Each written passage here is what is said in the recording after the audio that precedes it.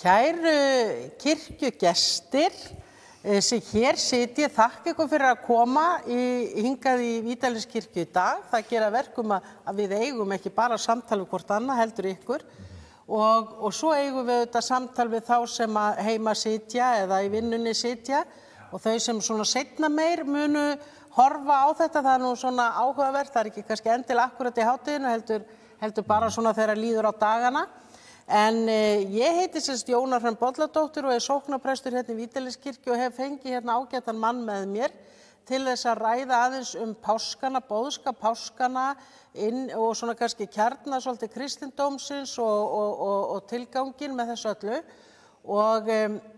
Og Bjarni hann doktor í siðfræði og hefur heilmikið verið að velta fyrir sér bæði líkamsguðfræði og umhverfissiðfræði og ýmsu öðru.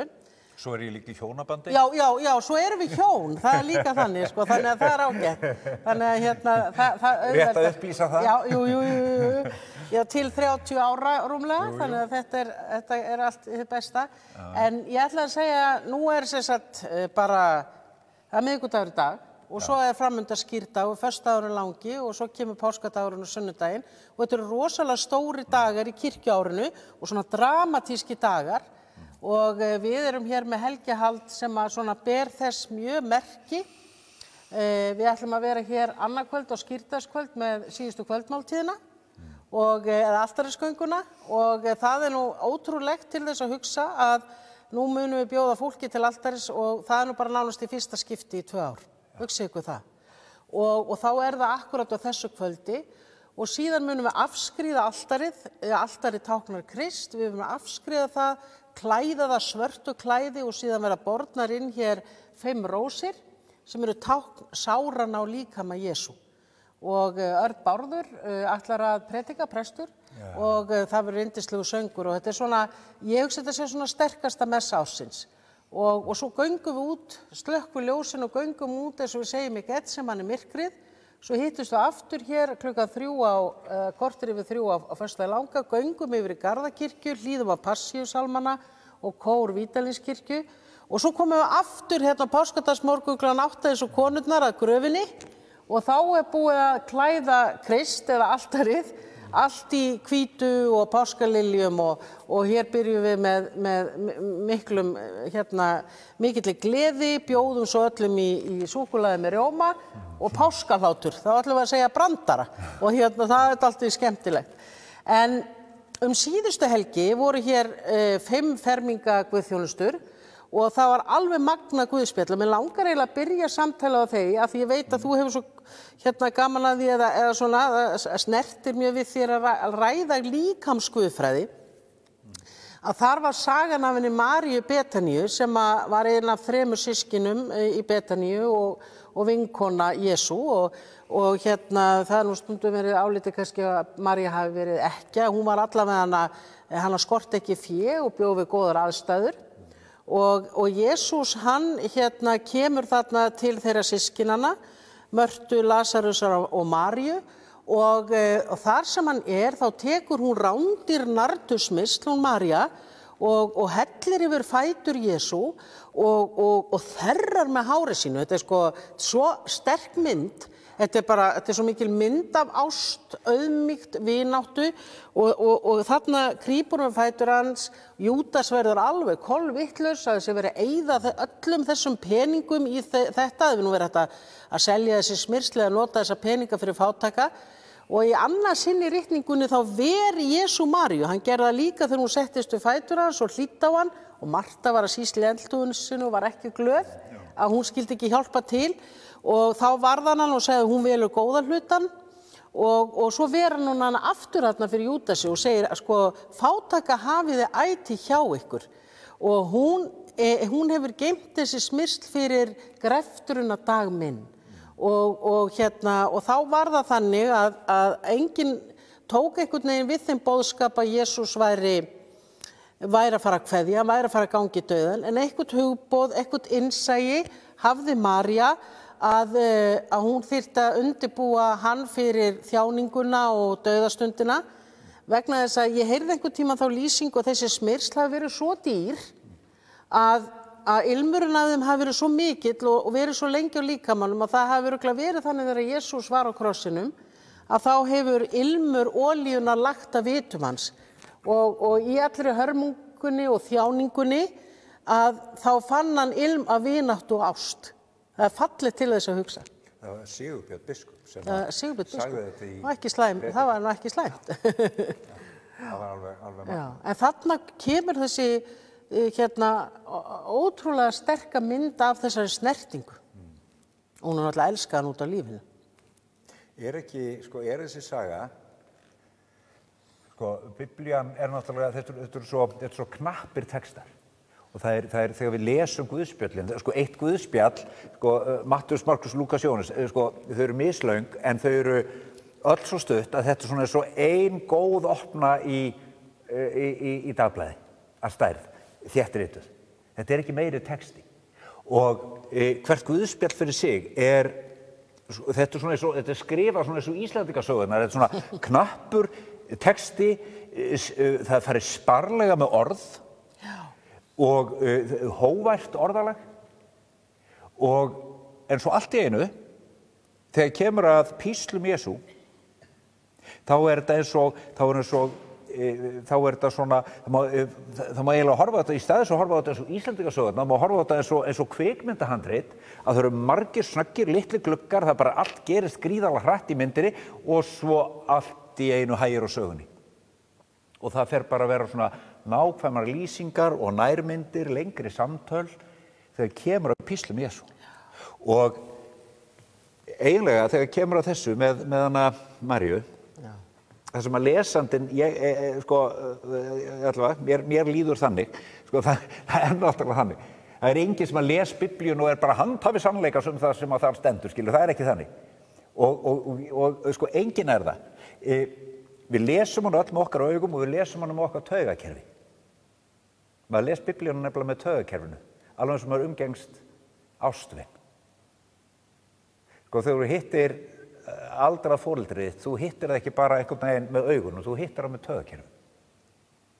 Þegar þú hittir makana þinn, þú hittir hann ekki með augunum einum, þú hittir hann með taugakerfinu. Og þannig lesum við Biblíuna, við lesum hana með líkamanum öllum. Og eitt af því sem er búið að setja stað í líkamanum við hann hraði lestur í gegnum allt það sem á sér stað í lífi Jesú er það að hann er svo einn. Hann er svo einn innan lærisveinana sína. Og það er alveg svona miskunnarlausar lýsingar á því að þeir eru ekki að skilja, þeir eru ekki að fatta, þeir eru ekki á sömu blaðsíðu. Þeir eru út á bát og Jesús tekur líkingu fer eitthvað að tala um brauð og þá farið þeir í fát, heyrðu, við glemdum að taka með brauð, við glemdum. Og þá segir Jesús, hvað er það að tala um það hafi glemt að taka með brauð? Hvað voru margir sem fengu mat af 5 byggbrauðum og 2 smáfiskum? Hvað voru það margir? Eða þau voru þarna og svo spyrir þá og hann tekur það á beini vegna þess að hann er svo einmana. Hann er að hrista það til aftur og aftur, sitja lærisveinarnir bara, ok, við erum ekki að skilja þig, við erum ekki að fatta þig.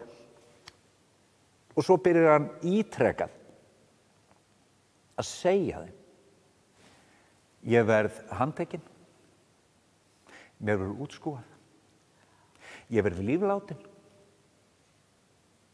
Ekki panikera það gerist vegna þess að þetta á að gerast. Og í öll skiptin sem að Jesús kemur að þessu í Guðspjöllunum, þá geta lærisveinarnir ekki tekið við þessu. Og svo ná þessu bara, það er bara... Þeir grípa þetta ekki. Nei, og meiri segja það er svona að segja hann um Maríu. Hennar verður ætíð minnst. Já. Og svo hún gleymist ekki vegna þessa. Kannski var þetta eina stundi þar sem að einhvern veginn einsemdin hans og eða óttans var umvafinn. Þegar þetta var hann óttaslegin. Sál mín er skeld, segir í Jóhannes Guðspjalli. Nú er sál mín skeld. Hann er að fara inn í píslita. Nú er sál mín skeld. Hvað á ég að segja? Faðir, frelsa mig frá þessari stundu. Nei, til þess er ég komin að þessari stundu. Faðir, gjör nafn þitt dýrlegt, segja. Þetta Jónasar guðspjall. Hann játar angist sína.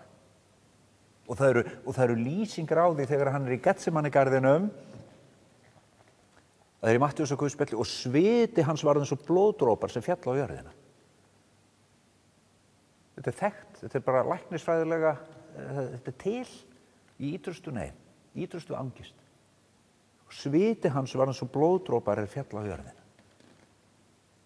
Lýsingarnar á Jesú eru ítrekkað, aftur og aftur einmitt í þessum fá orða texta, þá aftur og aftur komið inn á það hvernig hann manneskja af holdi og blóði, að þjáning hans raunveruleg og hann ekki einhver svona, sem sagt, það ekki verið að tefla fram einhverjum svona guðsyn sem kemur svona lookalike manneskja en af himnum og að mastera þetta og sýna okkur bara, skiljum við, nei. Í lærisveinarnir, þeir kynnast manni sem verður þyrstur, þeir kynnast manni sem verður svangur, þeir kynnast manni sem verður þreyttur. Og svo segir fremst í Jóhannes guðspjalli, 1. kaflan, þau verður að kynna til sögunar, og orðið varð hold og við sáum dýrið hans. Hann var maður og hold og blóði, en þau sem áttu ástans, þau sem áttu nándina við hann, þau sem voru vinir hans og nemendur, þau sáu dýrð hans, dýrðina sem sonurinn einn á frá föðurnum. Og þegar búið í guðspjöllunum að mála upp þessa mynd, og þegar við erum búin að taka biblíusögurnar okkar, þess vegna verður að segja börnum biblíusögun. Við verðum að fá að heyra biblíusögun, við verðum að fá að taka þær inn, vegna þess að það í gegnum frásagnirnar, gegnum það að sjá Jesú fyrir sér í aðstæðum í samskiptum við alls konar fólk, þar sem hann mætir hverja einustu manneskju af virðingu. Þar sem hann horfir með ástúð á til dæmis unga manni sem var kallaður ríki unglingur, mun eftir sögunni, hvort það verið bláu eða bleiku biblíusögunum þegar við vorum í barnaskóla, að kalla ríki unglingur, þessi sem að kom og sagði, hvað á ég að gera til að öðlast eilíft líf? Og hann var svona algjör spaði, hann átti allt algjör svona bara fættur með silfurskeið í munninum og hann ætlaði bara að mastera þetta með eilífa lífi líka Og þegar hann kom og svona rendi sér eiginlega fótskriðun í guðspjallið og bara töffari og ætlaði bara að mastera þetta með eilífuna líka, hvort hann geti ekki verið líka andlegur hann hefði allt hitt, þá segir Jesús horfði á hann með ástúð og sagði, ef þú vilt vera algjör, ef þú vilt vera fullkomin, þá skaltu fylgja boðorðum. Og svo taldi Jesús upp einhver svona helstu boðorðin og hann bara, ég með þetta á hreinu, þetta hef ég allt saman gert. Þannig stóð hann semst fullur af sjálfum sér, eins og okkur eðlilegt að vera. Að því okkur langar ekki að fara með faðir og segja, helgist þitt nafn, komið þitt ríki verið þinn vilji, okkur langar að segja, helgist mitt nafn, verði minn vilji, komið mitt ríki. Þannig litla egóið, Og þarna stóð hann, þessi ungi maður, fullur af sjálfum sér. Og hann trúði því að hann væri búinn að mastera allt. Hann var ekki bara heppinn, hann var ekki bara duglegur, hann var ekki bara gáðar, hann var ekki bara fallegur.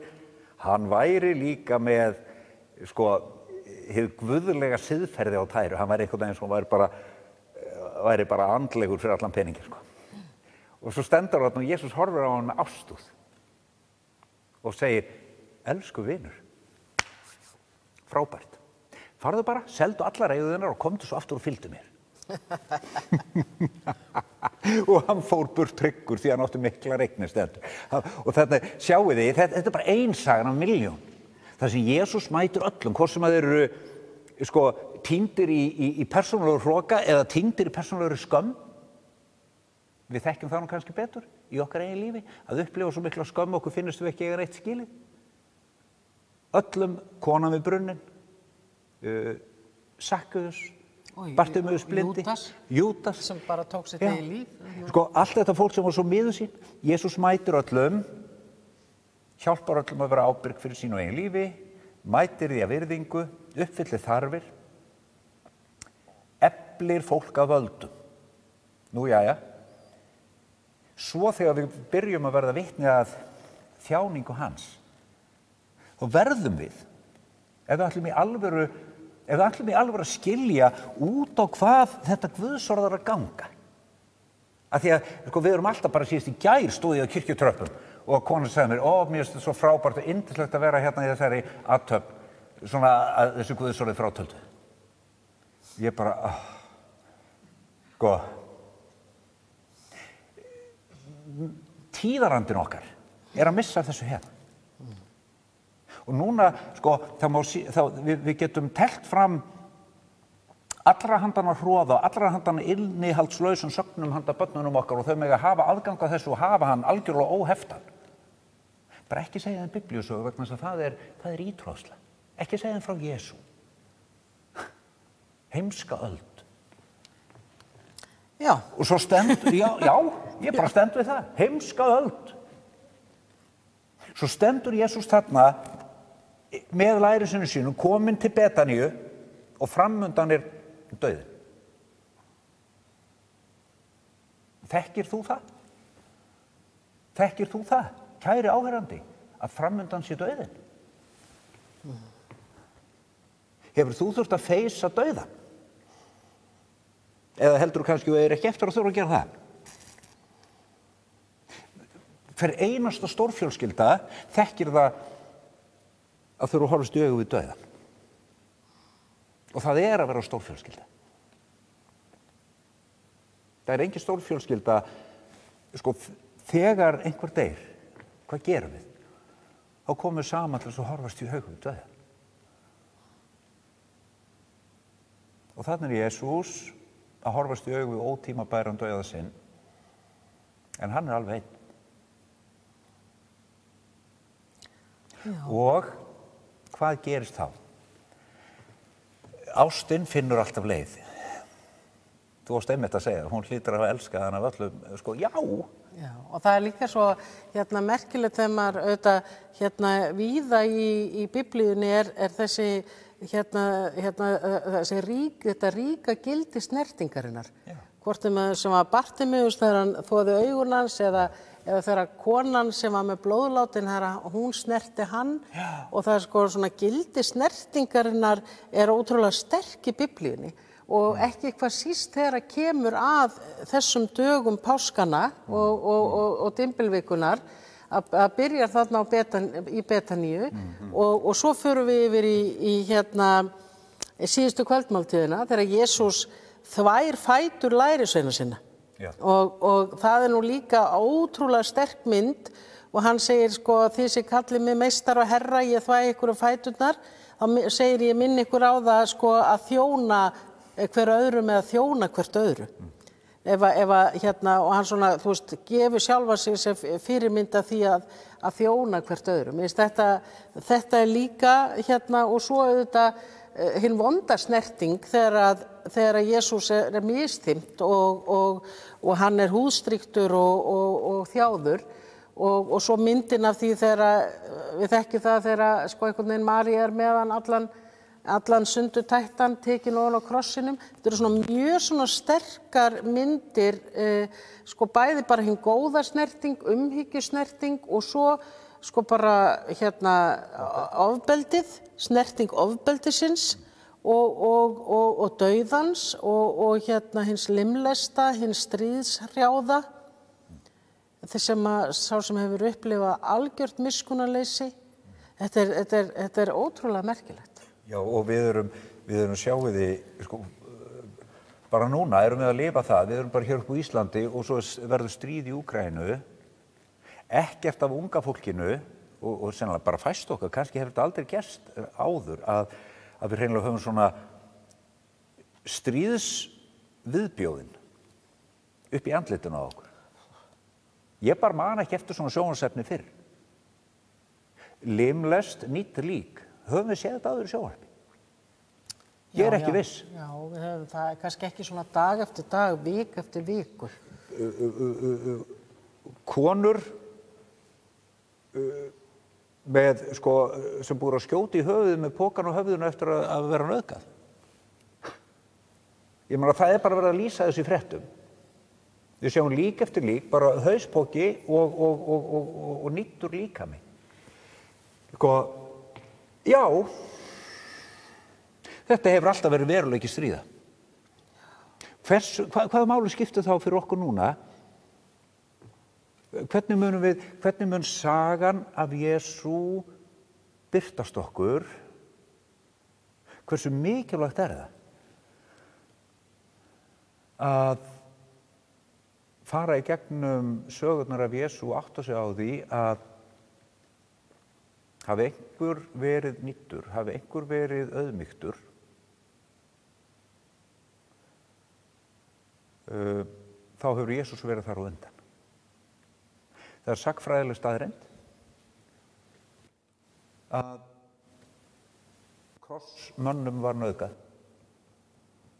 áður en fór á krossinn. Það stendur ekki í Biblíunni.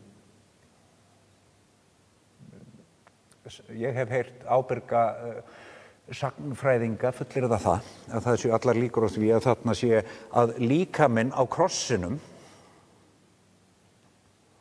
sé nauðgaður líkami. Ég held að við ættum að halda þetta til haga. Vegna þess að það skiptir máli, sagan af Jesú það að Guð hér. Guð hér. Guð ekki þarna. Guð hér. Sagan í Biblíunni það að höfundur lífsins hefur stigið inn í veruleikann, ekki eins og hann ætti að vera heldur eins og hann Og við sem erum alla að glíma við það að geta elskað lífið okkar eins og við ætluðum ekki að hafa það. Hefur einhvern tímann hitt manneskju sem komið á myndugan aldur og á bara lífið sem til stóð? Ekki hef ég gert það, ég hef talað fólki 30 eitthvað ár í preststarfi. Ég hef ekki hitt eina persónu komið við fertugt sem eiga lífið sem viðkomandi ætla að eiga. Aldrei. Ég hef bara hitt fólk sem hefur átt líf og á líf sem hefur farið úrskeiðis. Að vera manneskja að fara úrskeiðis. Og glíma okkar allra það að elska lífið okkar eins og við ætlum ekki að hafa. Og sagan af Jesú það að þá sjáum við persónu sem við elskum, persónu sem máluð upp fyrir augum okkar þannig að við sjáum hvernig allir elskan og hjart okkar byrjar að elska. Og svo sjáum við hvernig hann stígur inn í, bara hakar í öll box mennskrar þjáningar. Ef ég þjáist, þegar ég þjáist, þá má ég vita að Jesús hefur verið hér á undan mér. Hann búinn að helga þennan stað. Ef að heimurinn hafnar mér, þá veit ég að heimurinn hefur hafnað Jesú á undan. Ef að ég þjáist, þá veit ég að Jesús hefur þjáðst á undan. Ef að ég auðmýktur, þá veit ég að Jesús hefur verið auðmýktur meir.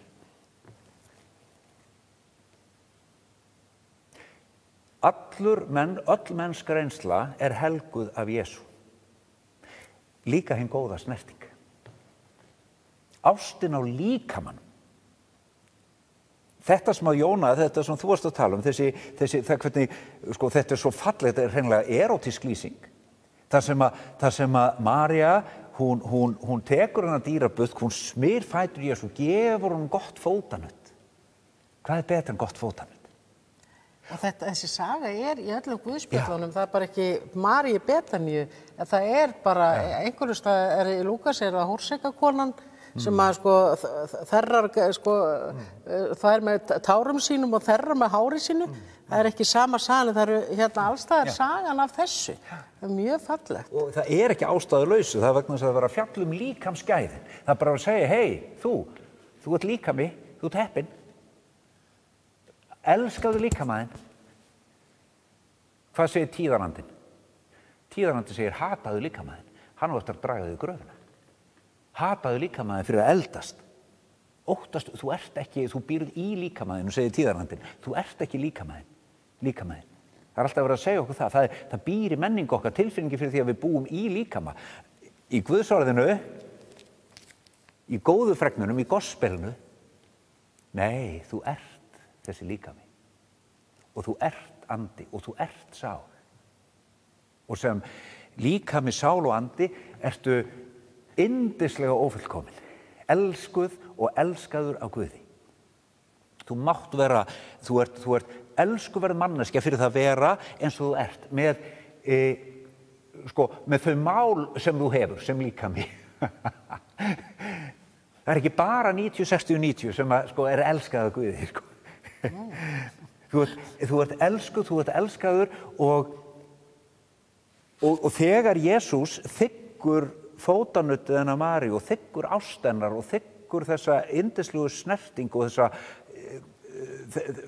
þessi pund þau kostu árslaun verkamanns, árslaun 300 denarar, það voru árslaun og hún bara spillir í þetta, gefur hún þetta raust og hann þiggur þetta og þegar Júdas byrjar að segja af hverju þessi sóun var ekki hægt að gefa þetta fátækum og þá segir hann láta hann í friði hann hefur ekki sælt þetta í einhverjum guðspjallatón hann er bara láta hann í friði ég að vissum hann hefur sagt það svona Ég ætla að segja að við erum að tala um líkamann, við erum að tala um og líka fótaþvottinn og svo líka frásögnina því sem ég líka svo fallegt þegar konurnar koma á páskadagsmorgni eða sunnudagsmorgni, vitið þær voru að koma til þess að smyrja líkama Jesú. Enn og aftur er það einhvern veginn líkaminn sem að hefur þessa sterku mynd. Það er alveg ótrúlega fallegt. Og Jesús að ganga inn í písli sína, hvað gerir hann? Hann býr til veislu. Hann, finnið þið sal, við skulum borða saman. Og svo sest hann niður með vinum sínum og segir hjartanlega hef ég þráð að neita þessar kvöldmáltíða með ykkur áður en ég líð.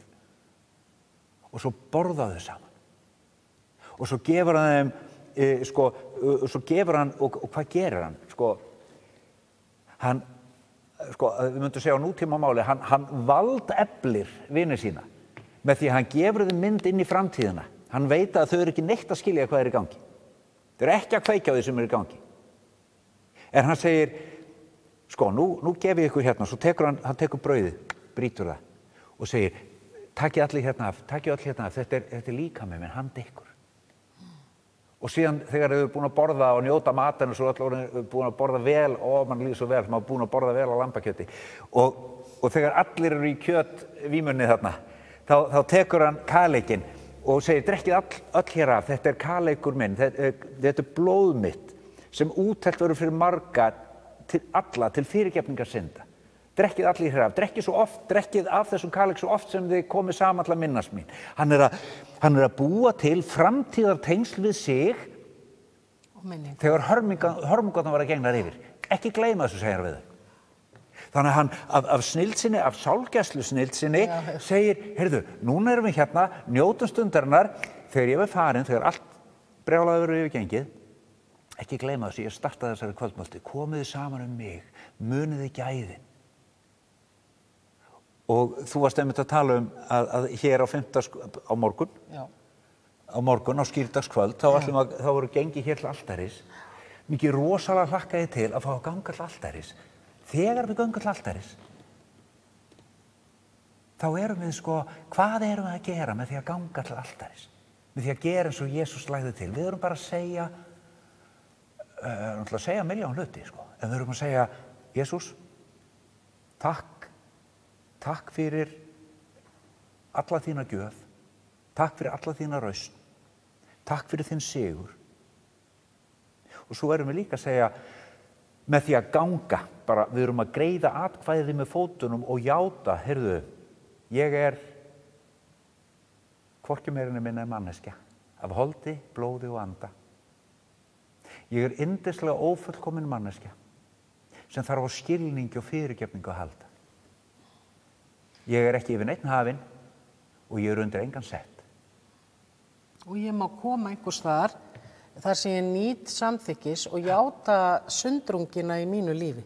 Af því það er svo fallegt áður að gengur til altaris, þá bara svona innra með manni og líka saman fer maður með ákveðna syndajátningu eða sundrungarjátningu, við getum kallað það. Og þetta að bara fá að segja hvað hefur sundrast í lífinu og koma svo og vera myndur á það að þú ert þrátt fyrir það. Þá ertu heil manneskja. Alveg svo að maður situr við eldhúsborðið heima og maður stoppar með þeim sem þekkja mann og elskar mann og vita einmitt hvað maður gerir mikið af mistökum í lífinu. Ég held að þessi kona viti ekki alveg ofboðslega margt mig sem að ég óska þess að þið vitið ekki, skiljið. Þegar maður sest við eldhúsborðið heima hjá sér, þegar maður með þeim sem þekkja mann, umbera mann, elska mann, vita maður snillingur og svo maður líka fáviti. Við erum það öll. Og við borðum saman. Þetta þekkjum við, þetta þráum við öll að eiga eldhúsborð með einhverjum sem elskar mann og virðir mann þrátt fyrir allt. Kristindómur, nýju lífsmöguleikarnir í honum Jesú, eru þeir að eldhúsborðið tekið bókstaflega út á torgið. Þetta eldhúsborð hérna. Altarið í kirkjunni eldhúsborð. Og það búið að taka gæði eldhúsborðsins í Jesú nafni og færa þau út í almannarím og segja við erum öll bræður og systur. Og við erum öll jöfn. Og við erum öll jöfn og við mögum öll játa, við þurfum ekki að fela mistökjum okkar. Við mögum játa syndir okkar. Og svo táknar borðið samfélagi. Eldhúsborðið, þar verður, ég meina þið þekki það, þegar maður lærði við eldhúsborðið, mann eftir að pabbi sagði stundum, býta, áttu ekki þitt herbergi? Jú, ég vil nú samt læra hérna. Og það var borðað og það var lært og það var leikið og þar var hátíðin og allt. Og það hvergi sterkari tákmynd samfélag, heldur en akkurat við eldhúsborðið. Og í kirkjunni er borðið líka tákn Krist sem táknar bara samfélag, tengsl. Og það líka svo ótrúlega magnað. En ég ætla líka að segja að ég er svo upptekin af þessu með líkamann að svo það líka þegar hann birtist eftir páskadag. Já. Að það líka svo ótrúleg frásögn af því þegar hann biður þá að snerta sig. Og snerta sárin. Já. Þetta, talandi snertingun og gildi snertingarinnar, það er líka enn ein myndin sem að og svo segir hann auðvitað, sælir eru þeir sem að hafa ekki séð trúa þó. Hann segir það. Já. En hann gefur þeim færi, gefur þeim. Já. Og það sjáum við, hvort var að Fischer eða Spassky sem var jarðaður hér á Íslandi? Ég man það aldrei. Fischer, já. Það var Fischer sem sagði þetta. Þetta var náttúrulega merkilegu maður. Hann sagði, ekkert linar mannlega þjáningu eins og mannleg snerting. Skildi þessi maður hafa verið kunnugur þjáningu. Ekkert linar mannlega þjáningu eins og mannleg snerting. Og þá vil ég bæta við og þá bæta Guðspjalli við og ekkert veldur mannlegri þjáningu eins og mannleg snerting. Og við lifum núna tíma. Og páskarnir sýna það, sterkustu mynd. Já. Og við erum að lifa núna tíma. Nei, ég sagði áðan heimska öld. Þetta ég myndi ekki vilja lifa á neinni annar öld.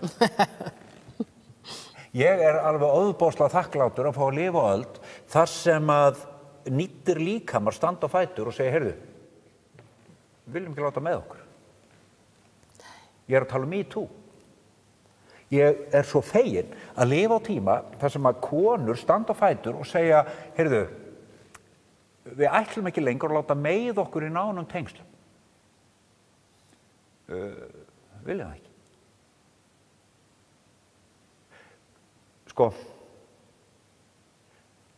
Já, einmitt.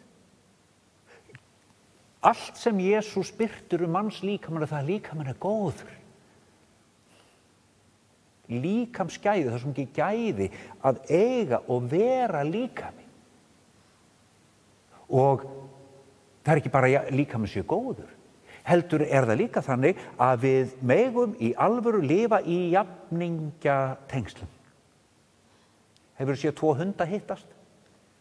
Og þegar 2 hundar hittast, þá dansaði hringirinn hjá hvern annan og þegar annar leggur niður skottið þau eru báðir sáttir. Af því að þeir eru hundar. Það eðlilegt. Hundar lifa í goggunaröð. Sjáu þið hernað. Af hverju eru herir eins og þeir eru? Af hverju eru herir ein allserjar goggunaröð? Af því að þeir eru frá sjónarhólu hundsins. Af því að þeir eru á alveg ofboðslega lágu plani. Hernaður sko það latasta, fyrirsjáanlegasta og ósjálfbærasta aðferðin við það að leysa deilur. Her heimska í grundvallaratriðum. Þó að nota alveg ofboðslega mikið af tækni. Þá hernaður svona eins heimsk og löt og fyrirsjáanlega aðferð til þess að leysa deilur sem hægt að hugsa sér. Jesús frá Nasaret, hann stendur alltaf fyrir framan Pílatus, sko. Og Pílatus situr á sínum valdastóli og segir, allar ekki að tala við mig? Veistu ekki, ég hef vald? Og svo stendur Jesús þarna og einmitt, fyrri hluti píslana liðun og þá búið að hæða hann og þá búið að afklæða hann og þá búið að klæða hann í, setja á hann þyrnikórununa og þá búið að berja hann og nauðga hann. Þarna stendur hann. Hefur ekki sofið svo sólarhringa. Valdsmaðurinn situr fyrir framan hann og sínu valdastól og segir, allar ekki að tala við mig? Og Jesús þegir. Veistu ekki, ég hef vald? Ég hef vald til að láta þig lausa hann, ég hef vald til að láta krossfesta þig. Og þá horfir Jesús í augun á valdsmanninum og hann horfir í augun á valdsmanninum á öllum tímum. Og segir við hann, Pílatus, þú hefðir ekkert vald nema þér hefði verið gefið það ofan. Það að segja úr kerfinu sem hefur fjárfest í þér. Þú hefur ekkert vald, þú bara manneski eins og ég, Pílatus. Nokk. Þannig stendur hann fyrir framan valdsmannin og bara minnir hann á mennskuna.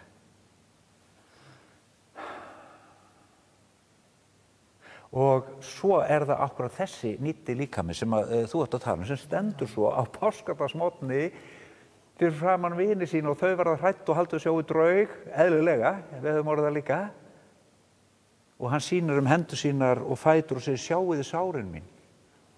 Eftir alla vondu snertinguna, eftir allt ofbeldi. Sjáiði mig, komiði við mig, gerið það. Og þau geta ekki enn trúa fyrir fögnuði stendur í Lúkasarguðspjalli, þá biður þau, hafið ekki eitthvað að borða. Og hvað alltaf til í ísskápnum? Stykki af steiktum fiski. Skoðu bara Lúkasarguðspjall, honum fært stykki af steiktum fiski. Af hverju? Af því að þetta raunveruleikinn.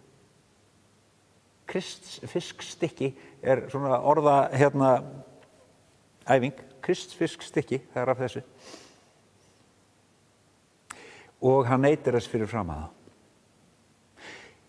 Páskarnir, við munum aldrei tæma það. Það ekkert hægt að segja, páskarnir í fyrsta lagi, öðru lagi, þriðja lagi, það ekkert svona. Ekki frekar hægt að horfa á þitt líf og segja, þitt líf í fyrsta lagi þetta, öðru lagi þetta, og nei, lífið miklu stærra, þú ert miklu meira, heldur það að setja þig niður í einhverja liði. Páskarnir eru magnað stórkostlegt undur þar sem að við fáum að standa frammi fyrir hinum nýju lífsmöguleikum sem gera það verkum að þú getur í þínu lífi þegar því öðrað og þegar þú upplifir valdsviptingu, þegar þú upplifir niðurlægingu, þegar þú upplifir tap, þegar þú stendur fram fyrir þínum dauða eða þeirra sem þú elskar. Þá máttu finna vegna tengslaðina við Jesú ef þú áttu. Þá máttu finna það að þú hefur hugrekki og þú hefur æðruleysi og þú átt hjartans kjark til þess að mæta mennskum örlögum. Hjarta yðar skelfist ekki. Trúið á Guð, trúið á mig. Í húsi föður míns eru margar vistarverur, sagði hann. Væri ekki svo hefði þá sagt yfir ég færi burt að búið stað og þegar ég hef farið burt að búið stað kem ég aftur og tekuðu til mín svo þér séu líka það sem ég er. Þetta sagði hann í skilnaðaræðu sinni. Já. Hann var alltaf að halda ræður og segja hvað verið framundan og þetta var hans boðskapur til þeirra og okkar. En nú komið að lokum. Sjá. Tíminn líður hratt. En það var dásamlegt að hafa ykkur sem hér sitjið og ykkur sem heima eruð, eða hvar sem þið eruð í heiminum, að staldra við þennan boðskap og kjarna kristinnar trúar og ég minni bara enn og aftur á dásamlegt helgihald, bæði hér og annar staðar. Það er verið að minnast þessara stóru sögu og við tökum náttúrulega bara með gleði á móti öllum sem koma og ég þakka þau, Bjarni, innilega fyrir og megi bara Guð blessa ykkur á helgri páskahátíð og gefa ykkur líka hvíld og uppörvun og góðar stundir. Amen.